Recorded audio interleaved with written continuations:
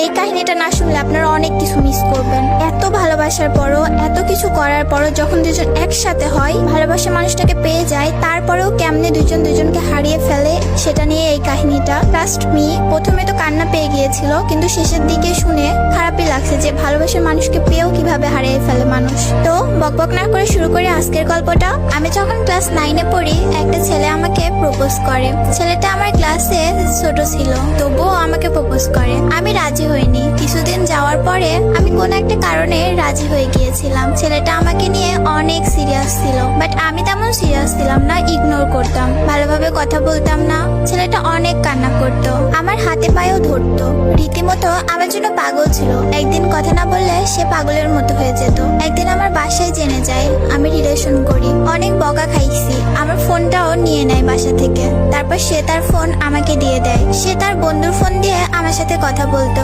আমি আবার ধরা পড়ে যাই, সে আবারও আমাকে আরেকটা ফোন দিয়ে দেয়। এভাবে অনেকগুলো ফোন আমাকে সে দিয়েছিল। সে অনেক পাগলামি করতো, আমাকে অনেক ভালোবাসতো, কিন্তু আমার ফ্যামিলি মানবে না। প্রথম আম্মু মেনেও নিয়েছিল, কিন্তু আম্মু যখন জানতে পারে ছেলেটা সিগারেট খায়, তখন আমার আম্মু আর মেনে নেয় না। আমার বাসায় বিয়ের জন্য চাপ দেয়, অনেকগুলো বিয়ে ভেঙে দেয় আমি নিজেই। তখন আমার ফ্যামিলি আমাকে বলে, ঠিক আছে তোমাদের বিয়ে দেব, কিন্তু দুইজন কারোর সাথে কথা বলবা না, আগে বড় হও, তখন তোমাদের বিয়ে দিব।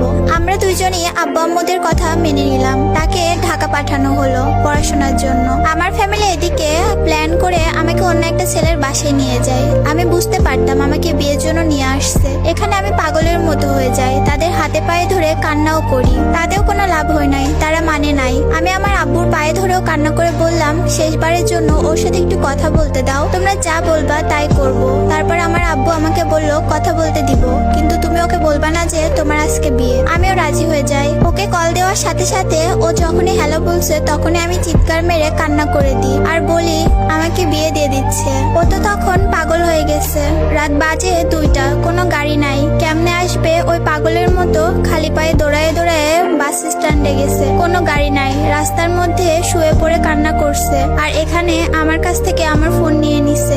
আমি অনেকবার সেন্সলেস হয়ে গিয়েছি, তবুও কেউ মানে নাই। আব্বা আম্মু এসে আমার পায়ে ধরে বলতেছে বিয়েটা না করলে ওনারা মরে যাবে। তাই আর কিছু করার ছিল না, সিগনেচারটা করে ফেলি, হয়ে গেলাম অন্য কারো। কিন্তু মনটা মানতেছে না, আমি পাগলের মতো কান্না করি। কি করলাম এটা? আমার কান্না দেখে আমার ফ্যামিলি আমাকে বাসায় নিয়ে যায়। আর যার সাথে আমার বিয়ে হলো সেও বুঝতে পারে বিষয়টা, সে তার বাসায় চলে যায়। আমি আমার বাসায় এসে পাগল হয়ে গেছি পুরা। পরের দিন বিয়ের লোকজন আসবে আমাদের বাসায়। আমাকে আম্মু বললো, তুমি সবার সাথে ভালো ব্যবহার করবা, ওরা চলে গেলে তোমাকে ওর কাছে দিয়ে আসবো, ওর সাথে চলে যেও। আমিও বিশ্বাস করি